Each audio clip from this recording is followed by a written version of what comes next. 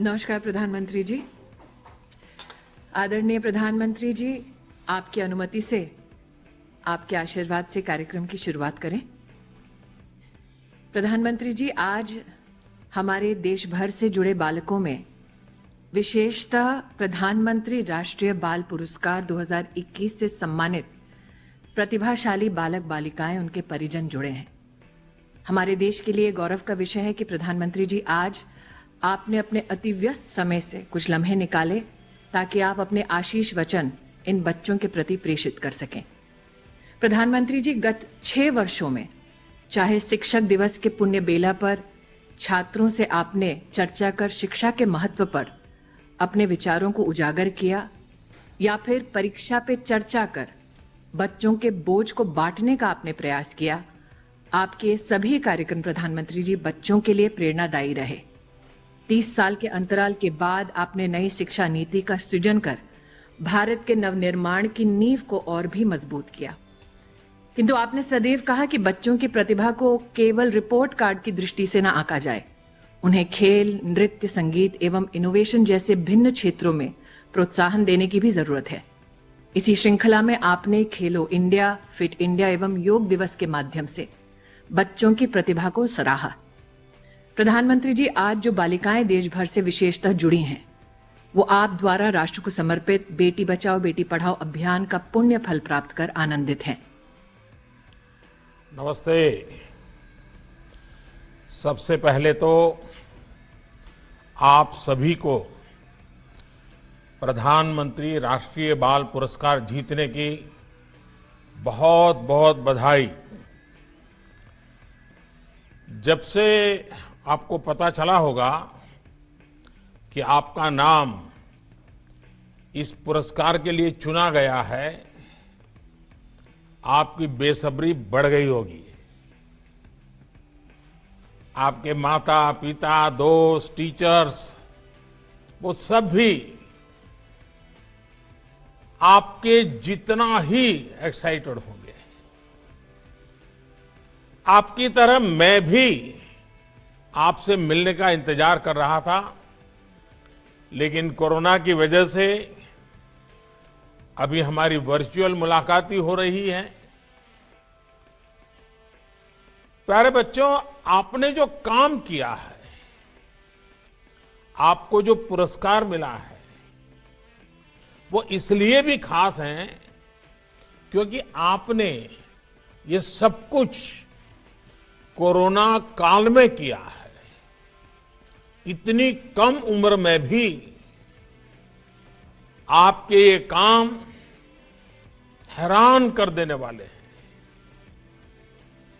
कोई खेल के क्षेत्र में देश का नाम रोशन कर रहा है, कोई तो अभी से ही रिसर्च और इनोवेशन कर रहा है। आप में से ही कल देश के खिलाड़ी, देश के वैज्ञानिक, देश के नेता, देश के बड़े बड़े सीईओ भारत का गौरव बढ़ाने की एक परंपरा दिखाई देगी। साथियों, संस्कृत में एक बढ़िया श्लोक है, और जब हम छोटे थे तो हमारे टीचर हमें सुनाया करते थे, बार बार हमें रटाया करते थे, और वो कहते थे, उद्यमेन ही सिद्ध्यन्ति कार्याणि न मनोरथ है।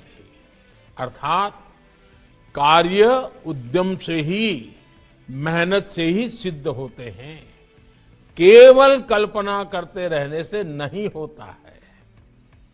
एक आइडिया जब एक्शन से जुड़ जाता है तो उससे कितने और एक्शन भी शुरू हो जाते हैं। जैसे कि आपकी सफलता ने कितने और लोगों को प्रेरित किया है। आपके दोस्त, आपके साथी और देश के दूसरे बच्चे, कितने ही बच्चे जो आपको टीवी पर देख रहे होंगे, अखबार में आपके बारे में पढ़ेंगे, तो वो भी आपसे प्रेरणा लेकर आगे बढ़ेंगे, नए संकल्प लेंगे और उन्हें पूरा करने के लिए भरसक प्रयास करेंगे। ऐसे ही उनसे और दूसरे युवाओं को भी प्रेरणा मिलेगी। ये साइकिल ऐसे ही बढ़ती जाती है। लेकिन प्यारे बच्चों, एक बात मैं आपको और भी कहना चाहूंगा। मेरी ये बात हमेशा याद रखिएगा कि ये पुरस्कार आपके जीवन का एक छोटा पड़ाव है। आपको इस सफलता की खुशी में खो नहीं जाना है। जब आप यहां से जाएंगे तो लोग आपकी खूब वाहवाही करेंगे। अखबार में आपका नाम भी निकल रहा है, आपके इंटरव्यू भी हो जाएंगे। लेकिन आपको ध्यान रखना है कि ये वाहवाही आपके एक्शन की वजह से है, आपके कर्म के कारण है, आपके कमिटमेंट के कारण है। वाहवाही में भटक कर अगर एक्शन रुक गए या आप उससे ही डिस्कनेक्ट हो गए तो यही वाहवाही आपके लिए बाधा बन सकती है। अभी तो आगे जीवन में आपको और भी बड़ी सफलताएं हासिल करनी है। और एक मैं सुझाव देना चाहूंगा। आप जरूर कुछ न कुछ पढ़ते होंगे, लेकिन आग्रह पूर्वक आपको जिसकी भी पसंद आए,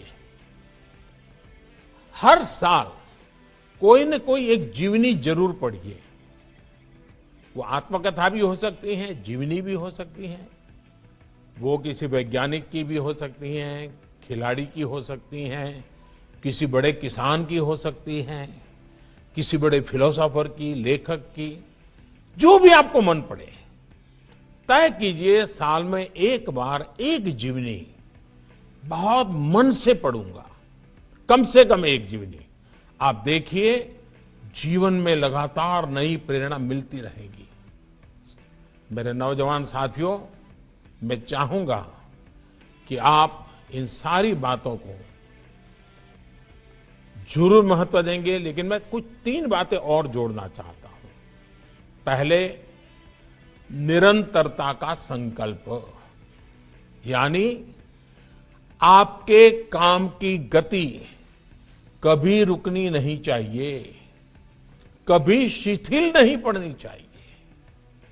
जब भी एक काम पूरा हो तो उसके आगे नया सोचते ही रहना चाहिए। दूसरी बात मैं कहूंगा, देश के लिए संकल्प। जो काम करे वो सिर्फ अपना काम मान करके न करे। मेरा काम, मेरे लिए काम, ये सोच हमारे दायरे को बहुत सीमित कर देती है। जब आप देश के लिए काम करेंगे तो अपने आप आपका काम कहीं ज्यादा बढ़ जाएगा, बहुत बड़ा हो जाएगा। बहुत लोग ऐसा लगेगा कि जैसे आपके काम के लिए कुछ न कुछ कर रहे हैं। आपका सोचने का विस्तार ही बदल जाएगा। इस साल हमारा देश आजादी के 75 साल में प्रवेश कर रहा है।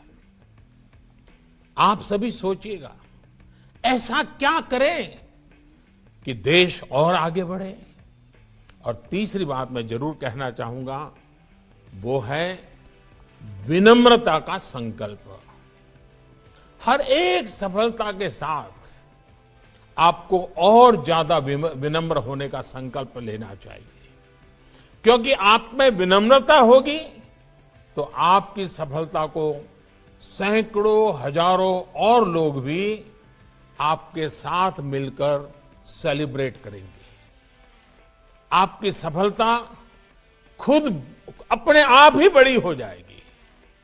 तो मैं मानूं कि आप ये तीनों संकल्प याद रखेंगे,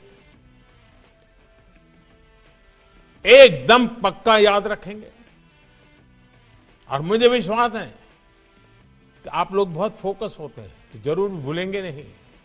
और मुझे मालूम है आप न भूलेंगे, न ही किसी को भूलने देंगे। आगे और भी बड़े बड़े काम करेंगे। आपके जीवन में आगे के जो सपने हैं, आपके वो सपने पूरे हो और लगातार ऐसे ही सफलताओं से आप सभी नौजवान, सब बच्चे देश को आगे बढ़ाते रहें। इन्हीं शुभकामनाओं के साथ आपके परिवारजनों को, आपके शिक्षक जगत के साथियों को, सबको इस बात के लिए मैं बहुत बहुत बधाई देता हूं, बहुत बहुत शुभकामनाएं देता हूं और आप सब बच्चों को अनेक अनेक आशीर्वाद देता हूं। बहुत बहुत धन्यवाद।